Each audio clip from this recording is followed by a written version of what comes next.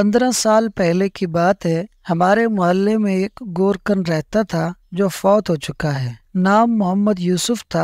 मजबूत जिस्म और बड़ी बड़ी आंखें जिनमें नूर ही नूर भरा हुआ था। ईमान उसके चेहरे से छलकता था। बारिश चेहरा उसकी एक ही रूटीन थी। सुबह घर से निकलता और शाम को कब्रिस्तान से वापस आता था। हमेशा रास्ते के एक तरफ होकर चलता था और किसी की तरफ बुरी नजर से नहीं देखता था। एक दिन मोहल्ले के पढ़े लिखे लड़के इकट्ठे हुए और यूसुफ से कहने लगे कि आपकी सारी उम्र कब्रिस्तान में गुजर गई है, हमें कोई वाकया सुनाए। ये सुनकर यूसुफ संजीदा हुआ और लंबी सांस ली और कहने लगा, आज मुझे 27 साल हो गए हैं, मैं कब्रें बना रहा हूँ। मेरे साथ एक ही वाकया गुजरा है। गर्मियों की दोपहर थी। कुछ लोग मेरे पास आए कि बाबा जी कब्र बनानी है। मैंने पूछा कि आदमी है या औरत है, तो उन्होंने बताया कि औरत है, करंट लगने की वजह से फौत हो गई है। वो लोग ये कहकर चले गए। मैं उमूमन अकेला ही कब्र बनाता हूँ। मैंने सख्त गर्मी में कब्र बनाना शुरू कर दी।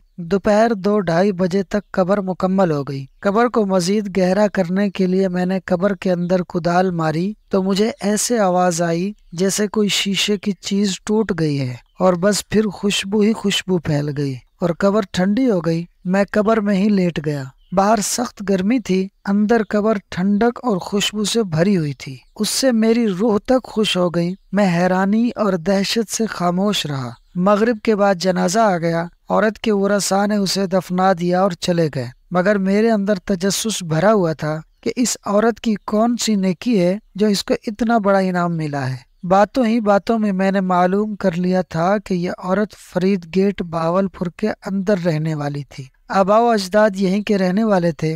मैं पूछता हुआ फरीद गेट पहुंच गया और औरत के बारे में मालूम हुआ कि उस औरत का खावंद कुछ अरसे पहले फौत हो गया था। वो बेचारा 6-7 साल बीमार रहा। उस औरत ने दिन रात उसकी खिदमत की। खावंद की शदीद बीमारी के बावजूद उसके साथ बेवफाई नहीं की और दिलो जान से उसकी तीमारदारी करती रही। बावजूद गुर्बत के उसको मेहनत मजदूरी करके खाना खिलाती रही और अपने जज्बात को अपने बीमार खावंद पर कुर्बान कर दिया। और यही वो नेकी थी जो खुदा की जात को पसंद आ गई, जिसकी वजह से खुदा ने दुनिया में ही उसकी बख्शिश को जाहिर फरमा दिया। सुबहान अल्लाह। सच है दोस्तों, जो लोग अल्लाह ताला की रिजा की खातिर उसके दीन इस्लाम की पाबंदी करते हैं, उन्हीं लोगों को अल्लाह ताला नवाजता है और ऐसे ऐसे इनामात अता फरमाता है कि जिसको न किसी आंख ने देखा और न किसी ने तसव्वुर किया। और खुश नसीब होते हैं वो लोग जिनकी कब्रें खुशबू और ठंडक से भरी होती हैं। दुआ है कि अल्लाह ताला हमारी और मुसलमानों की बिला हिसाबो किताब बख्शिश व मगफिरत फरमाए और आखिरत में ठंडक अता फरमाए। आमीन। दोस्तों, वीडियो अच्छी लगी हो तो लाइक और शेयर कर दें और फाज सुनो यूट्यूब चैनल को सब्सक्राइब कर दें। शुक्रिया।